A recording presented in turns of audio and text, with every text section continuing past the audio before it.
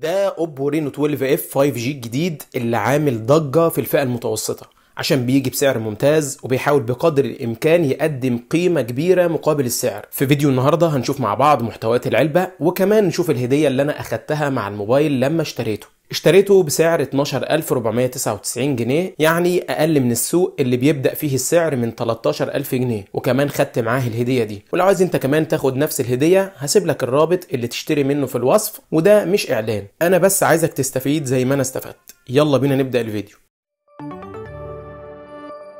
السلام عليكم واهلا بيكم في فيديو انبوكسنج جديد مع اوبو رينو 12 اف 5G. نبدا الاول بالهديه. زي ما انت شايف كده العلبه كبيره جدا ومكتوب عليها من ورا رينو. نفتح العلبه ونقول بسم الله.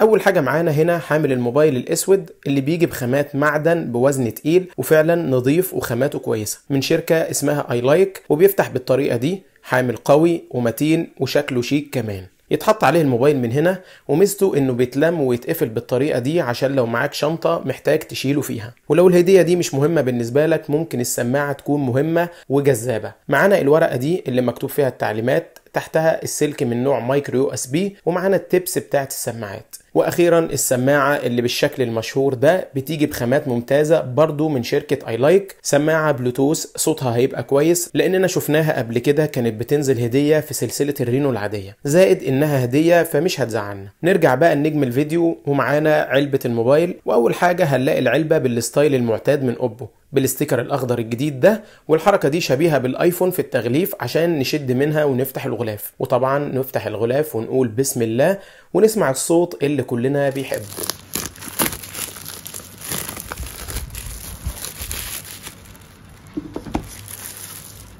بعد ما شلنا الغلاف هتلاقي اسم الموبايل من هنا، ومن الناحية التانية أهم ميزة أوبو بتبيع بيها الموبايل ده وهو دعمه للذكاء الاصطناعي، أوبو AI فون. ومن هنا زي ما احنا شايفين النسخة اللي معايا دي بتيجي 12 جيجا رام، ومعانا 256 جيجا تخزين داخلي. واللون اللي أنا جبته ده اللي هو اللون الأخضر اللي أوبو بتسميه أوليف جرين. نسحب العلبة لفوق، ولو وصلت لهنا والفيديو ده عجبك بفكرك تعمل لايك، ولو مهتم بالمحتوى ده اشترك في القناة، خلينا نوصل ل50,000 مشترك. أول حاجة هتقابلنا في العلبة الموبايل بالتغليف الورقي اللي عليه على عكس البلاستيك السابق عشان البيئة طبعا، وعشان تاخد منه إيحاء إنك شاري موبايل غالي. برضو أوبو مش سهلة في النقطة دي. هنخلي الموبايل ده على جنب وهنرجع له تاني. بعد كده هتلاقي القطعة البلاستيك اللي كان مركون عليها الموبايل، نشيلها عشان نشوف تحتها الكيس الصغير ده اللي هتلاقي فيه أول حاجة الورقة دي بتاعة دبوس الشريحة، بعد كده الورق الخاص بالموبايل، وطبعا ده محدش فينا بيقراه عشان كده هنركنه على جنب هو ودبوس الشريحة. معانا بعد كده الجراب الخاص بالموبايل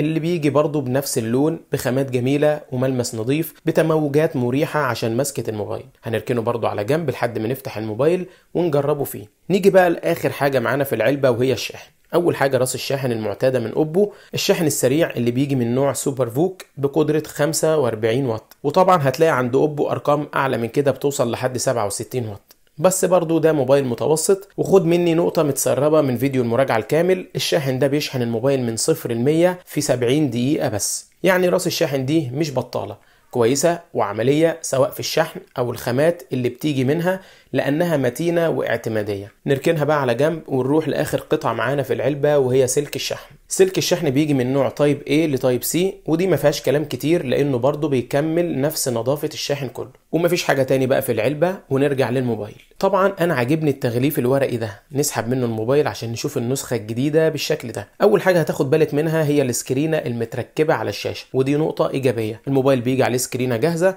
بس أنصحك طبعا تغيرها على طول، هي بس محطوطة للحفاظ على الشاشة لحد ما تغيرها. انطباعي الأول عن شكل الموبايل وتصميمه إنه مميز، ولسه لما تشوف المراجعة الكاملة الخاصة بيه وتشوف كل حاجة عنه، والفيديو ده هتلاقيه طبعا على القناة. تصميم الظهر جميل واللون مط ولامع في نفس الوقت، وده بيدي تجربة أشبه بالموبايلات العالية، عشان كده التصميم عجبني. بجانب كمان الرينج لايت اللي موجود في الظهر. انت ممكن برضو تقول لي في التعليقات ايه رايك في الموبايل. نركب الجراب اللي بيجي معاه الموبايل، هتلاقي شكله جميل ومكتوب عليه شعار اوبو ولونه تحفه بالتدريجات الخفيفه دي اللي عجباني، وكمان مريح في الايد. ده الشكل النهائي ليه. لو شفته من الامام هتلاقي بروز بسيط للجراب من عند الحواف والزوايا عشان يقدر بقدر الامكان انه يحمي الشاشه عند السقوط. دي كانت كل محتويات العلبه. لو عجبك الفيديو ده اعمل لنا لايك، وشوف طبعا المراجعه الكامله ليه على القناه.